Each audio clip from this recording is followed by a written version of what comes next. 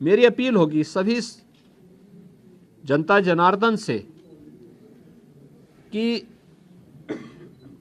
जो भावनाएं उनके मन में है वही हमारे मन में भी है, और इसलिए हम लोग बेहतर तालमेल और समन्वय से अगर दर्शन करने के लिए आएंगे तो दर्शन भी हो पाएगा और किसी प्रकार का कोई कष्ट किसी भी श्रद्धालु को और किसी भी आने वाले यात्री को अयोध्या धाम में नहीं होगी। पैदल लोग न चले। हम लोग देख रहे हैं बहुत सारी जगह से लोग पैदल चले आ रहे हैं, वे पैदल न करें। भीषण शीतलहरी चल रही है।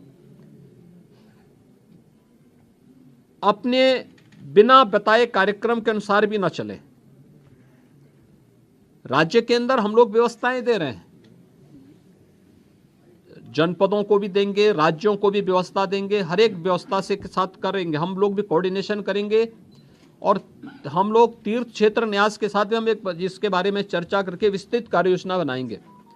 लेकिन अगर हर व्यक्ति अपने तरीके से आएगा तो कहीं अव्यवस्था किसी स्थिति न पैदा हो, ये हमें देखना होगा। और हर व्यक्ति इस बारे में अपना जैसे अब तक सहयोग करते रहे हैं तो उस सहयोग को अगर आगे भी जारी रखेंगे तो हमें भी बहुत सुविधा होगी और हर एक श्रद्धालु को, आने वाले श्रद्धालु को भी प्रभु श्री रामलला के 500 वर्षों के बाद, कई शताब्दियों के बाद दर्शन करके आनंद की अनुभूति होगी, अंतःकरण से उन्हें आनंद की अनुभूति होगी। इसके लिए भी बेहतर कोऑर्डिनेशन की दिशा में प्रयास प्रारंभ किए गए हैं। मैं पूरे विश्वास के साथ कह सकता हूं कि जैसे कार्यक्रम अब तक सभी सकुशल संपन्न हुए हैं, 22 जनवरी का कार्यक्रम भी एक ऐतिहासिक कार्यक्रम है। भारत के विश्वास और लोक आस्था की पुनर्प्रतिष्ठा का, भारत के गौरव की पुनर्प्रतिष्ठा का कार्यक्रम है। इस कार्यक्रम को हम लोग जनता जनार्दन और सभी आम जनमानस के सहयोग से, पूज्य संतों के आशीर्वाद से, रामलला की कृपा से सकुशल संपन्न करने में सफल होंगे। आप सब भी यहाँ पर इस भीषण शीतलहरी में हैं।